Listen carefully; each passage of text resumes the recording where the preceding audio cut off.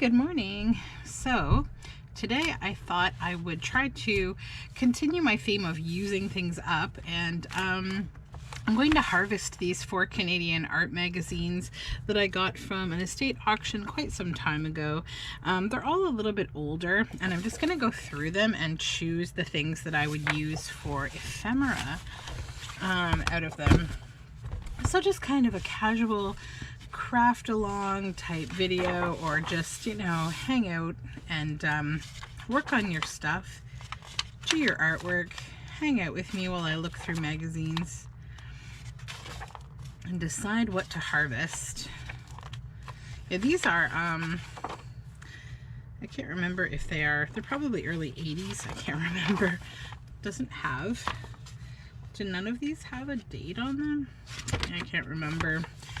I know I had a couple that were like early 80s, so that's kind of nice, but I think it's a little complicated looking.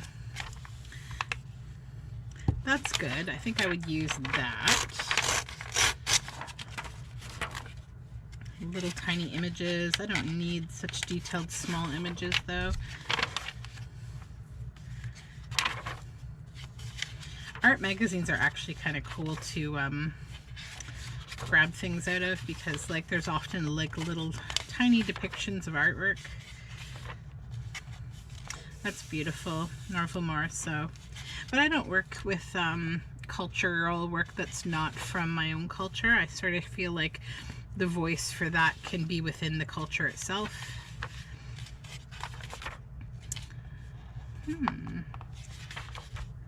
This one is not as good as some of them have been, but it's okay, because the end goal for me is just getting through stuff. That's cool. Probably use that in one of my more spookier kind of journals. 1997, this one. So, The Ingenious Machine of Nature for 4 Centuries of Art and Anatomy, National Gallery of Canada. That would have been a really cool exhibit. I so miss galleries. Ugh, totally miss it.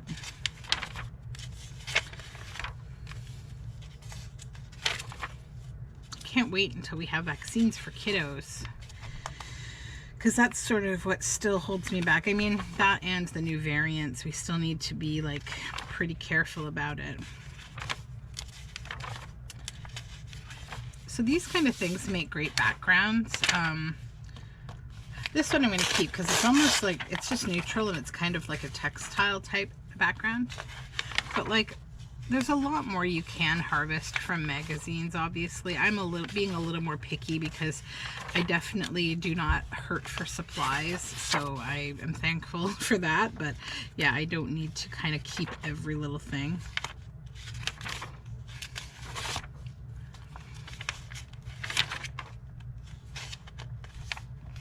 George Littlechild, beautiful.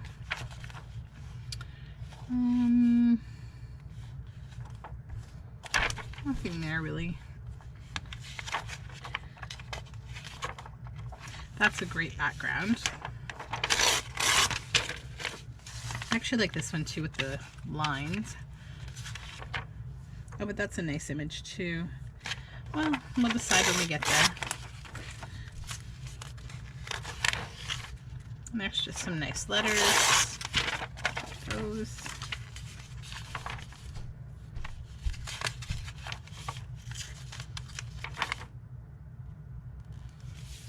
That actually is kind of cool. I actually have a project I could use that in.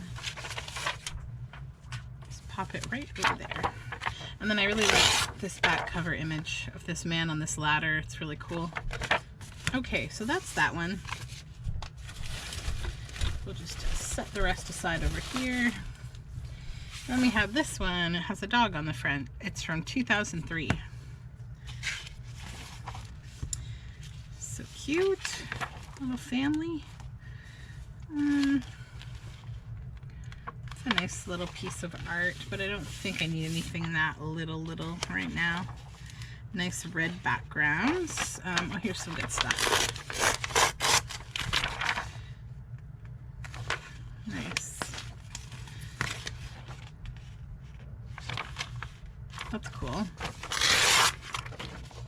Pristine Cook. That's nice, of course.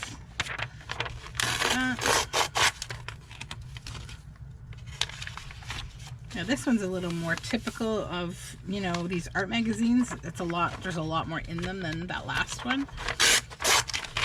That's pretty cool. And so is that.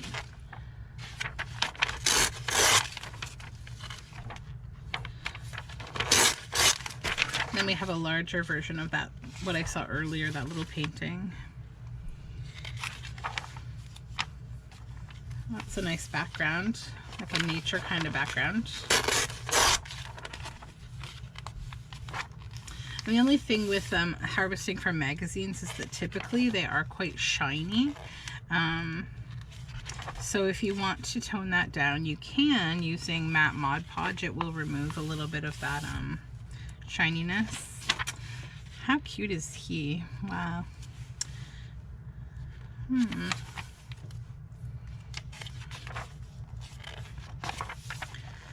This is kind of nice. Yeah. I feel like it's an ad and I've already used that image before, so that's why I was kind of hesitant, like, ah. Well, let's...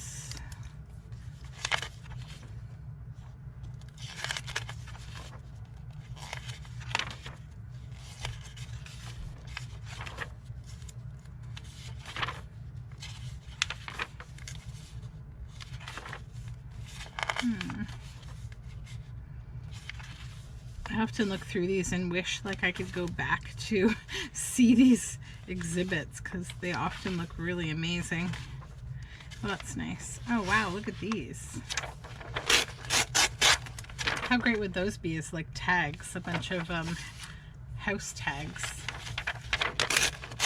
I actually know what I want to use these in. I have a project already. I'm going to set them aside for that project.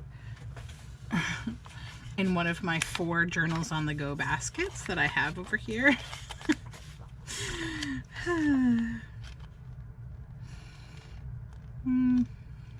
That's kind of cool. So is that. So is that.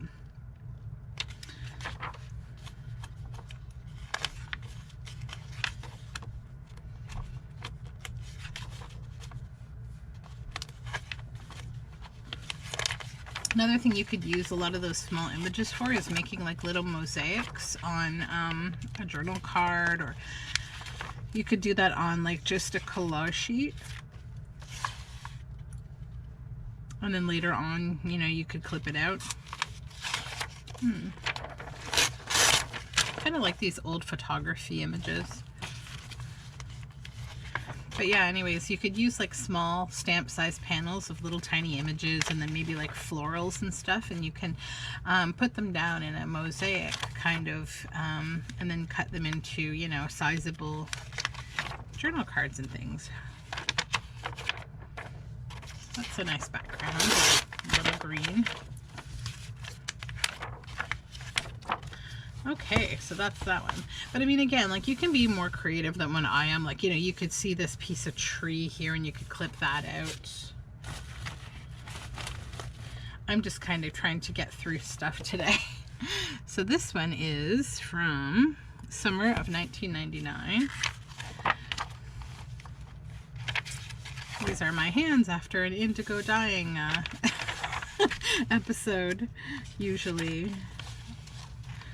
Oh, that's pretty.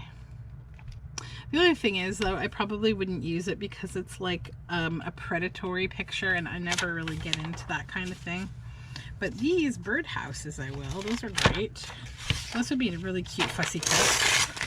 These little birdhouses. I'll fussy cut those.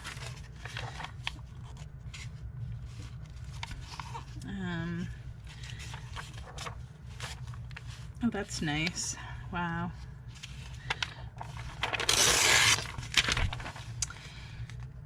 This one's $7,000. It's Doug Guildford's Salt Marsh. They're screened monoprints from 1997. He's a Nova Scotian visual artist living in Toronto. Layered imagery and pattern that has evolved intuitively, echoing observations of the animal, vegetable, and mineral forms found along the shores of the North Atlantic Ocean. That's pretty cool.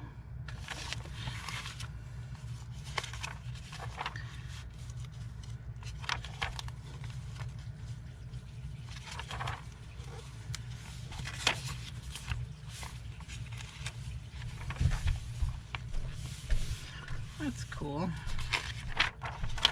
It's kind of like a spacey scene here. That's nice.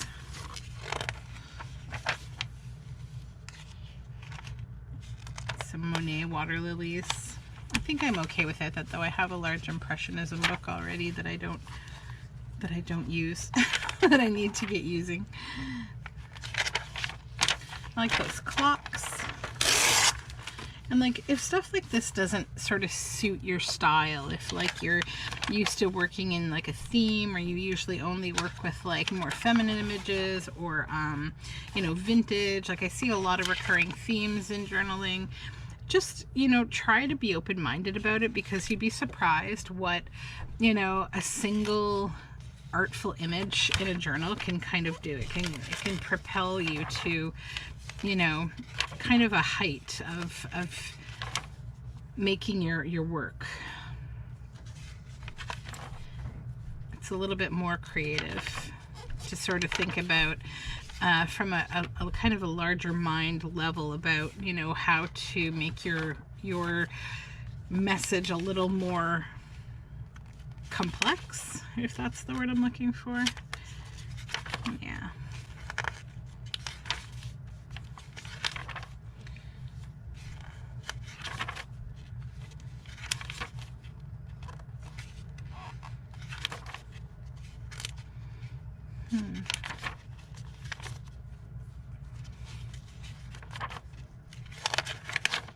Like this, something like this I would keep, because depending on what your theme of your journal is, like, you know, say there's, you know, in the journal that you're making, maybe you're making it about, you know, a story of like a girl and her grandmother. Maybe this could be the depiction of the grandmother at a time when, you know, they were separated or something like that. Like, you can really build on your narrative that way.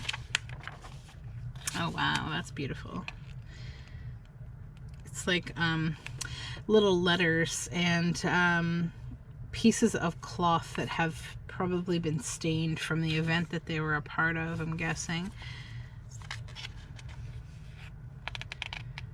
Yeah, Arnaud Megs, sorry. Le Chantelinage from 1999. Just trying to see if I can quickly see the message. This was at a Toronto power plant show. Thousands of photographs within a single piece were also presented with this.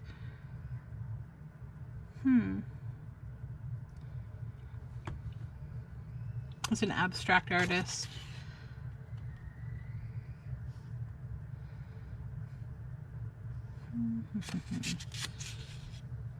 Okay, so included in his latest work at the Susan Hobbs Gallery is Le Chantelinage de 6 photographs of portfolio-sized boxes from the turn of the century. Each is filled with rows of lace and trim samples.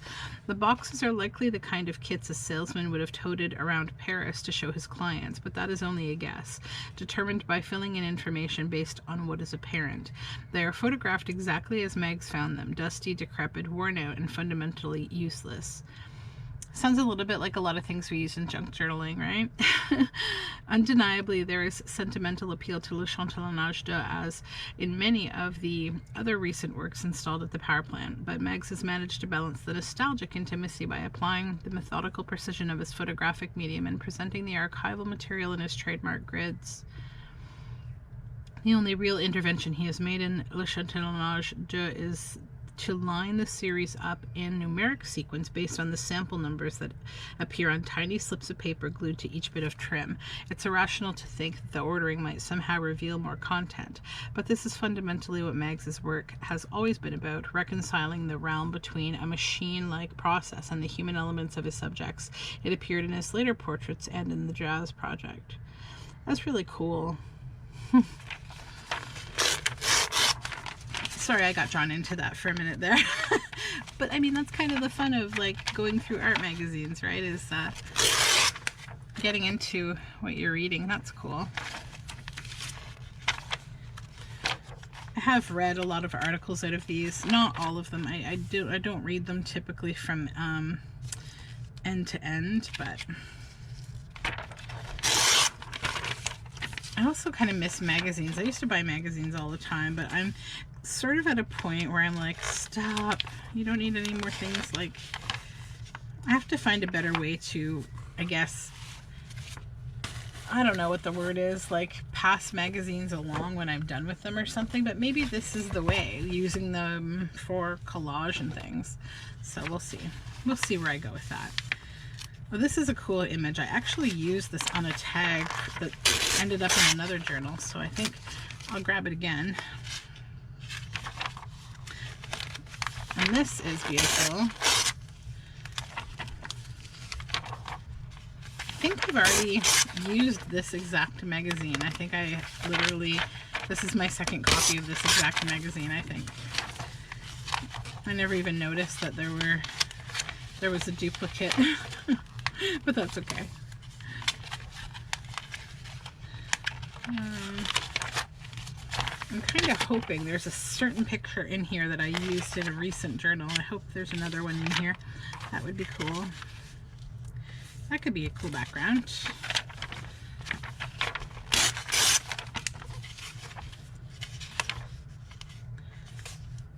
And that too, for that image. That's cool.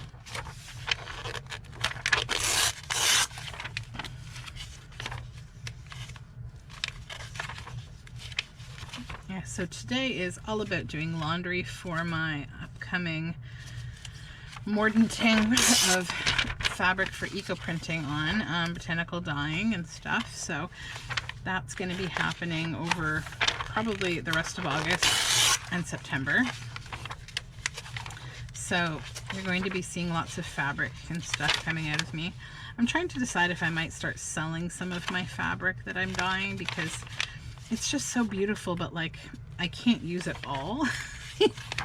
I don't know. I can definitely hoard it all and just make myself an entire closet of dresses, but somehow that seems wasteful.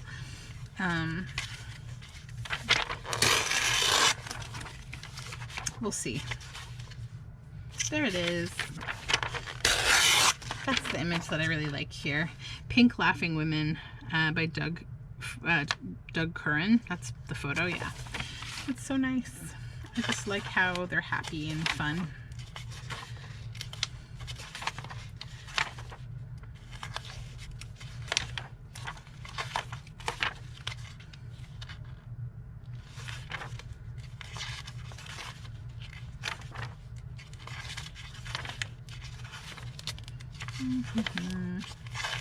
Almost to the end.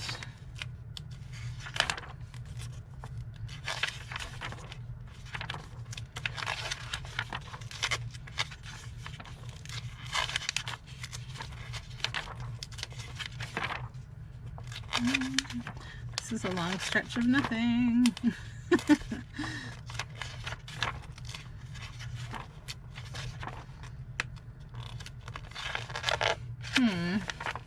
Nah.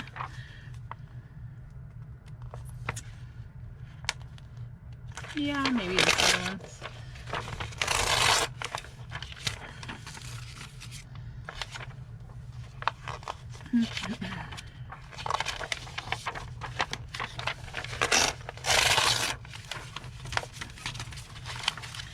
Okay.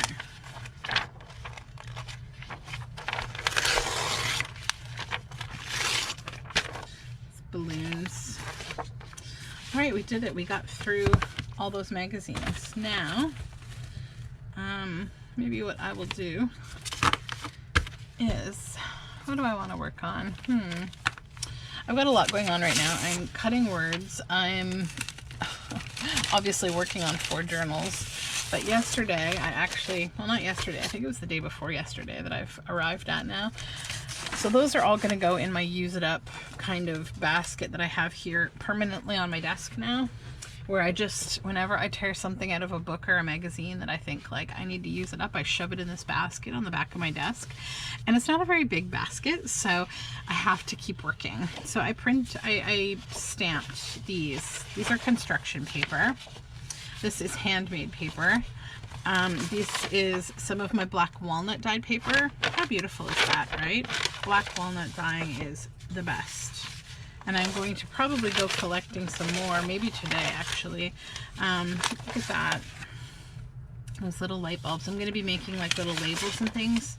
So I've been trying to work on labels. I also stamped these cameo kind of things and some tickets and stuff. So that's what I've been working on, that kind of thing.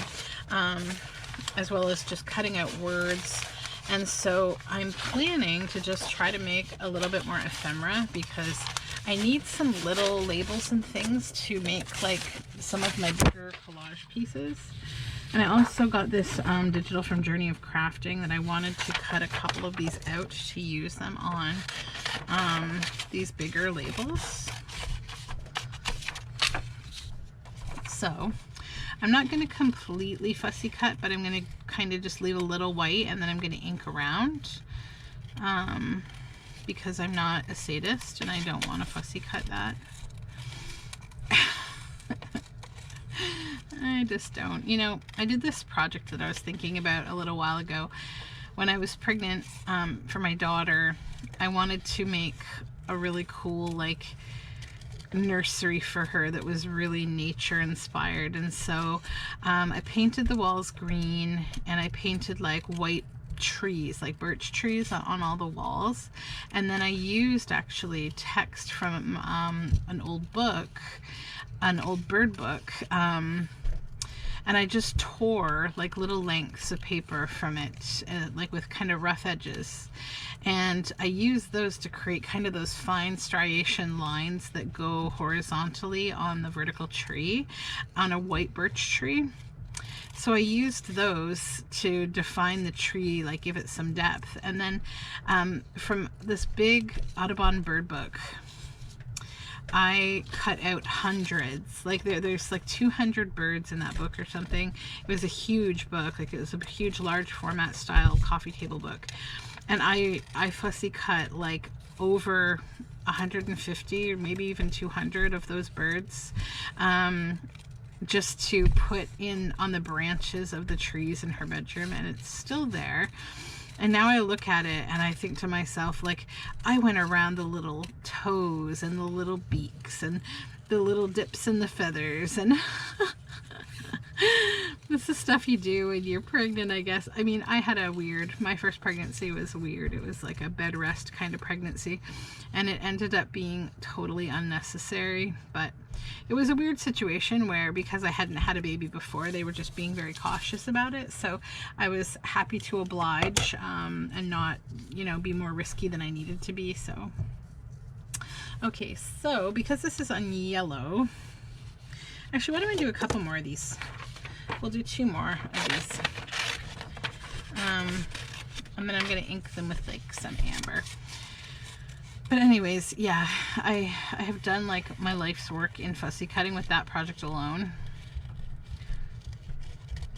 I also kind of like the borders around stuff.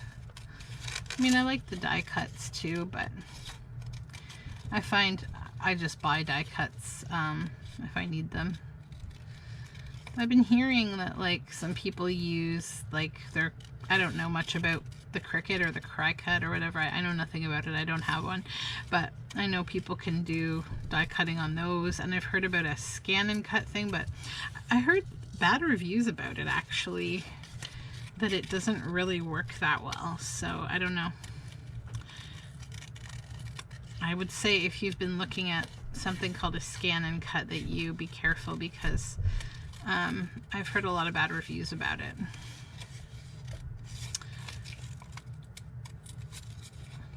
Let's kind of make that a little ruffly there. There we go.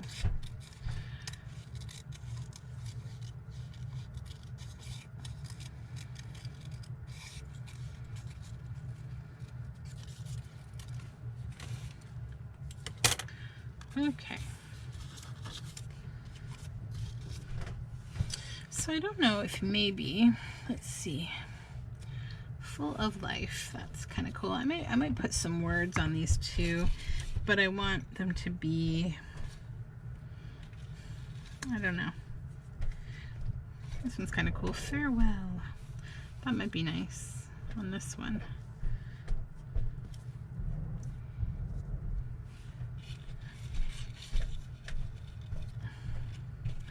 Meadow with a pond. Sold and sold again. Story. Yeah, I definitely need to keep cutting out more words. There's one. My life goes on. That's from a chapter in a book about the opera. This woman who did her entire life basically in the opera. She was really cool. This one's nice. As fleet as a deer. I think I will put that one on there. Across the field, no. Time goes on. That could be good. Beauty, jump of joy. Yeah, I think I'll go with those. As is. Okay. Now let's get the glue book. I'll cut the rest of those out later. I'm just going to work on little projects today after having gone through those magazines. I have a bunch of things I'm working on, so there's never a shortage of little projects to work on today in this kind of make with me session.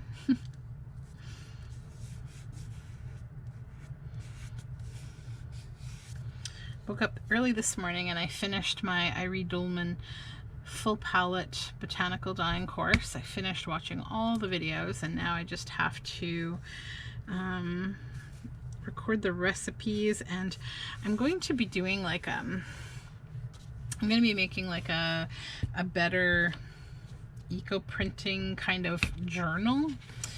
I want to start like photographing plants, documenting the mordant that I use, the plant that I, you know, the kind of all my notes on all my eco printing, and I want to keep samples, which is why I've been hoarding all these little vintage linens, and actually I have to go pick some more up today that are being gifted to me by a kind soul.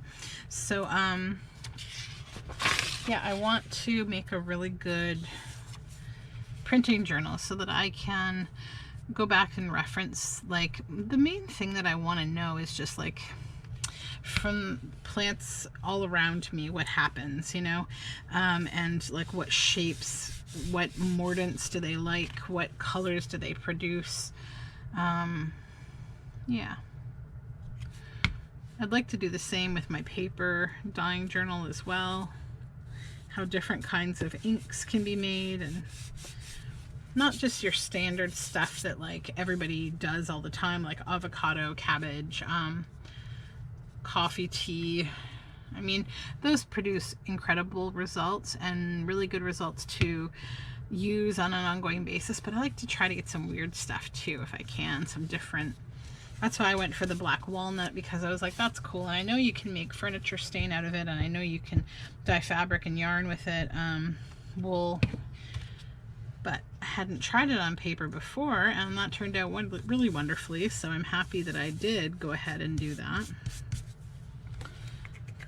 I also have a lot of commercial dyes, like both natural and kind of chemical-based dyes, but I'm not really into using chemical-based dyes on the paper a whole lot yet. I have to give that a little thought if I'm going to do it. A little extra thought. Okay, so now I'm just going to use my Distress Oxide in amber, fossilized amber, and just go over the hand to get rid of that white background a little bit.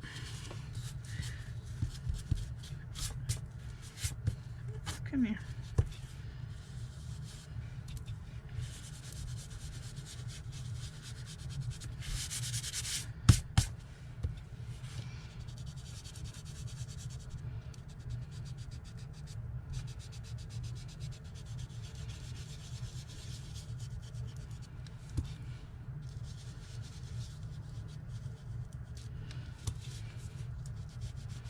actually finished making a bunch of labels this morning while I was kind of watching some morning videos.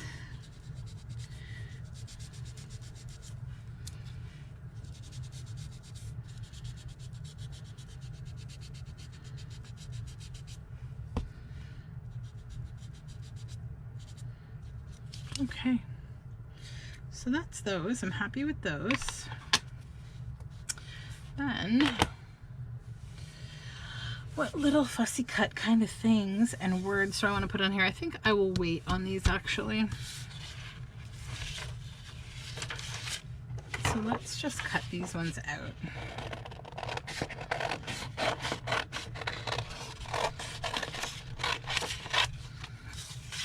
I found I really love construction paper for making labels. I love the cottony, linen-y kind of texture. It's just really pretty for a label of this nature.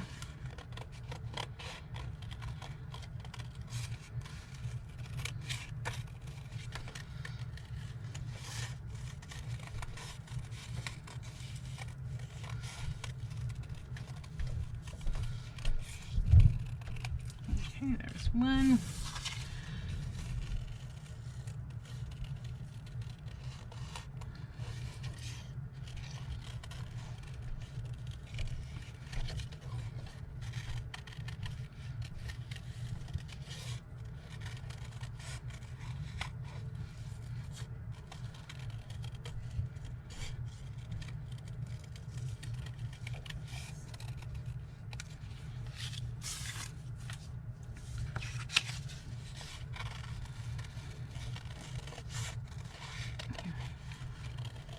I definitely need to print and cut out some smaller little items to sort of fussy cut out so that I can use them on my smaller labels. I like to kind of have something in the background like a botanical and then words on top. I've been doing word snippets while I've been in the car lately while my husband's driving, and it's been getting me closer to having more word snippets.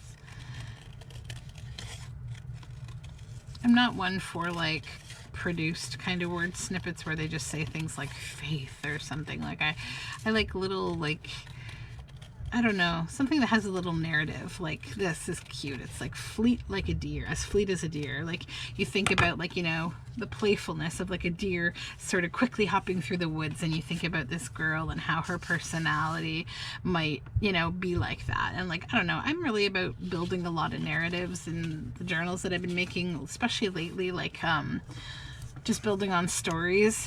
And speaking of which, I'm going to be doing that. I will let me put these away back here in my little ephemera folder. There we go. Now I'll grab my project here that I'm trying to work on. This goes over here. Yes, okay. So I got this. I'll show you where I am with the Giving Tree. So I got the cover finished. I can't remember if I showed this to you before, but the Giving Tree, the cover is finished. And I got nice, like a little blossom and lots of leaves, and it's all stitched on the cover. This is just holding down the extra embroidery floss that I tied, or that I did some French knots through the flower here. And then this is going to be totally embedded underneath the end papers. So then these, this will make the end papers out of, I think that this digital of apples came from Alphabet Store on Etsy. I specifically wanted like watercolor apples for this book. So that's what I'm doing with those. So we set them into the way. Then what I've decided to do, and actually maybe I will work on that right now, is I've got to find out what I want to use in this book as signatures. So this is all of the paper, and I think I have separated it out into, so this is just a plain, let's get that off there. That's like the fly paper that they glue on the edge. So the title page, this I probably won't, actually I might use it, so Once there was a tree, and she loved a little boy, and every day the boy would come and he would gather her leaves. So I'm going to use that. And to make them into crowns and play king of the forest. I don't know that I need that one. So I might make ephemera with that one. He would climb up her trunk and swing from her branches and eat apples. And they would play hide and go seek. Okay, and the boy loved the tree very much. Okay, so that's good. Now, can I spare any of these? Let me see. I just need stuff to make ephemera from here.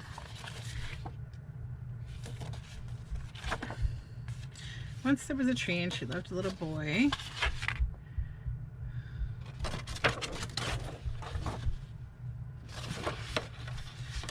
Okay.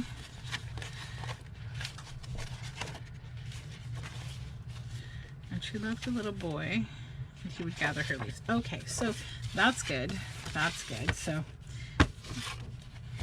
I'll set this one aside for making ephemera. But time went by, and the boy grew older, and the tree was often alone.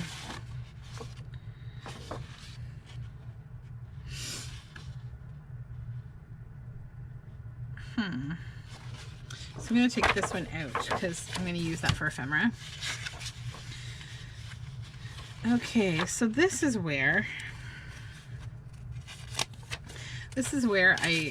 I'm going to be changing the narrative of the story. I've talked about this in some other videos, but essentially I want to make this a more sustainable story that's not just about fulfilling the greeds of humankind, but it's about more sustainable reaction to the tree and to life in general. So this page is fine. I will let him take the apples and sell them. That's fine. So he's gathering the apples. That's good. The tree's happy. Now, this is where I want to change. Okay, I want to change this to say, we're not cutting off your branches, okay? He's too busy to climb trees. He wants a house to keep him warm. He wants a wife and children, so he needs a house to get these things. And instead of saying, can you give me a house, he's going to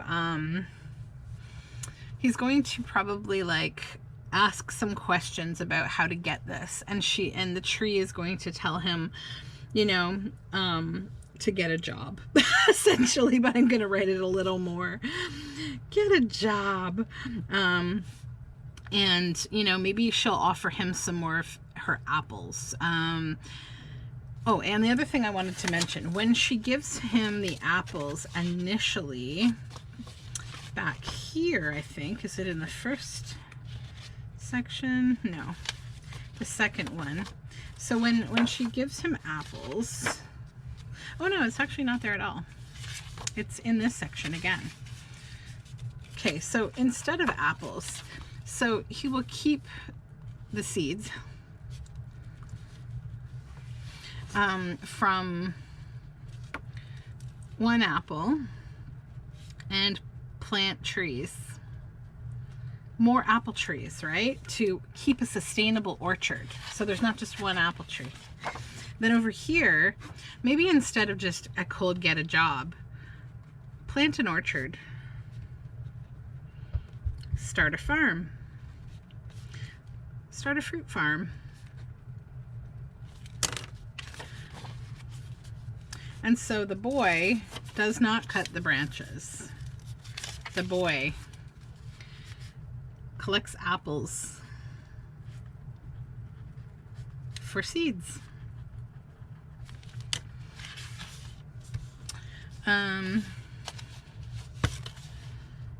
So then he's too old to play and he wants a boat. This man never stops. He's horrible. Okay, let me see. Do I need this? I'm actually going to strip that out of there for ephemera. We don't need it. It's not necessary for the story. So then instead of this cut down my trunk nonsense, yeah,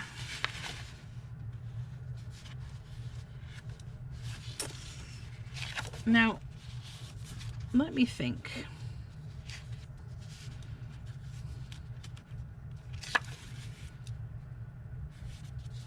This whole last chapter is just like, you know, the sad ending to it all. So I think I'm just going to use what I can here for ephemera, because I don't want the story to be that the tree gets killed. I want it to be different than that.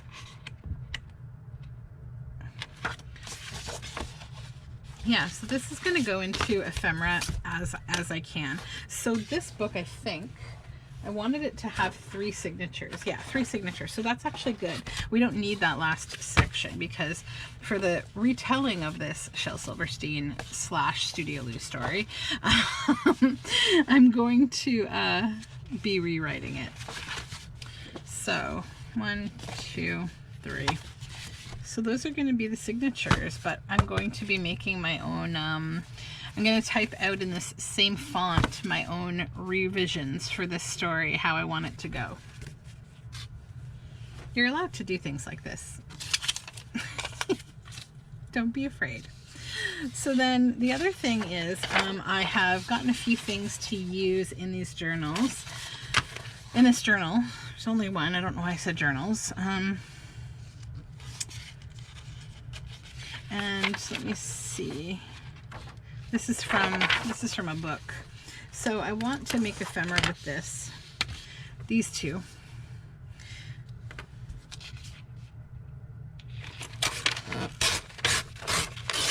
So tear that out and I'll just set that in my set aside kind of thing. So this first one is going to be like a journal card, I think. And it's called, "Oh, I ate them all. Oh, I ate them all. And oh, what a stomach ache. Green stolen apples." So that's another good lesson. And then this one is Apple by Nan Fry. At the center, a dark star wrapped in white. When you bite, listen for the crunch of boots on snow, snow that is ripened. Over it stretches the red, starry sky. Oh, that's beautiful. Okay. So then I got these. This is an apple kit from Mrs. Coggs, I believe. Yeah.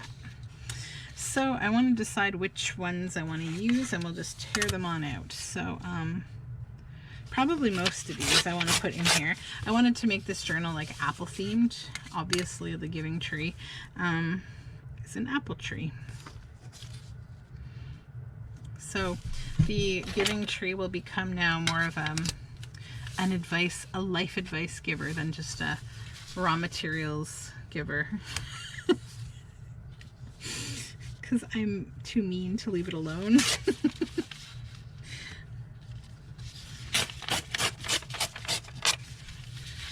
I just think I want to say something different. I mean, I think that the original story, his message is there. Like, I think he had a message he was trying to show, but it's more, for me, I think it's like about being it's like toxic charity, right? Like where you give and you give until you've given so much that you're nothing, like that you just can't anymore. And I think a lot of that resonates with me about how people treat one another. Like, have you ever, you know, heard the kind of story from someone where they say, like, you know, this person only reaches out to me when they need something or they want something. So I think the story sort of, I don't know that it does enough to kind of show you that it's wrong. It's like by just kind of seeing this guy keep going back to this tree until the tree is just a stump. And it says after every verse, when the tree gives again and becomes less of itself, it just says, and the tree was happy. And then it's like, no, it isn't. Except at the end when it says, and the tree was happy, but maybe not. But like, I don't know.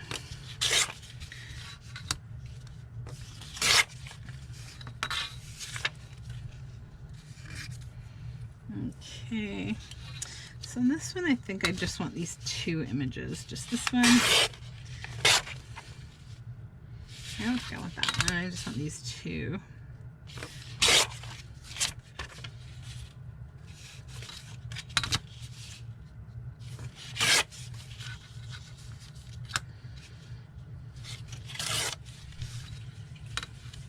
And speaking of apple trees, my apple tree in my backyard, it's getting earlier this year. It's getting closer to being like ready to harvest from. And we're having a strange like bumper crop year for apples. Like my apple tree is so loaded that actually one of the smaller branches broke because it is so loaded with apples. Like I have never seen my apple tree this loaded before. And I was reading in a community group on Facebook, another woman had asked the question in the group, like, that lives not too far from me, like, is anybody else's apple tree just crazy overproducing this year? And so I was like, yeah, like, what is going on? I think it's a combination of just a wet season and a cool kind of, I don't know, cool nights and like hot days, sort of, like, I don't know. It's been a weird summer for sure, I think. I don't know.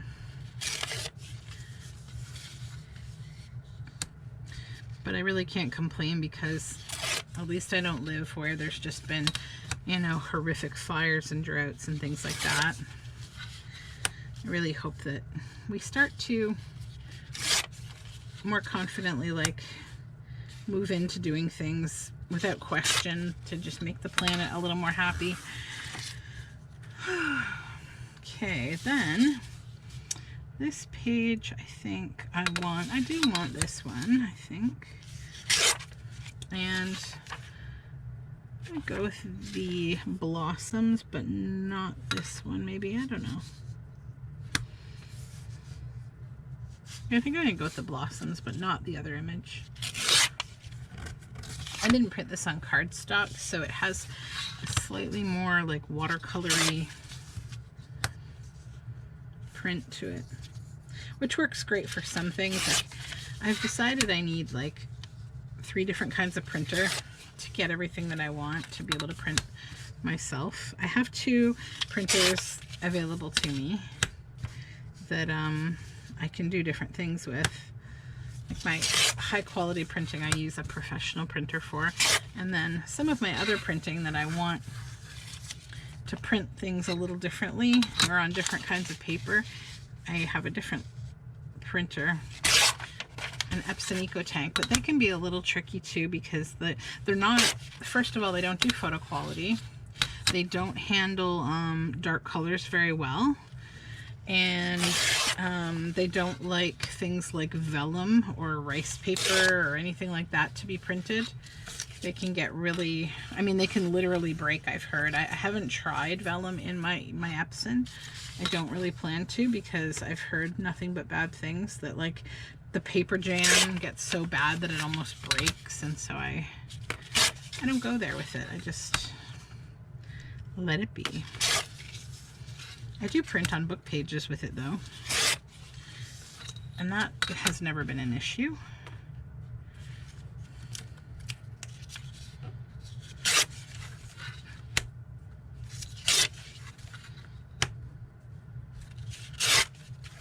Okay, 1 to go, and we want this one. No, actually, I don't think I do. I don't think I want that one in there. Okay, so now I've torn out all these little bitties, these little bitty things, and we are at just about 50 minutes, so I think I will call it a day for this video. But thank you so much for hanging out with me while I just kind of worked on stuff, and I hope you have a marvelous Sunday if it is Sunday where you are, and by the time this video uploads, if it's still Sunday, it will be. And I will talk to you soon in the next video. If you haven't subscribed, I'd love it if you did. And you can find all my social media information down below in the description box. Have a great day. Bye for now.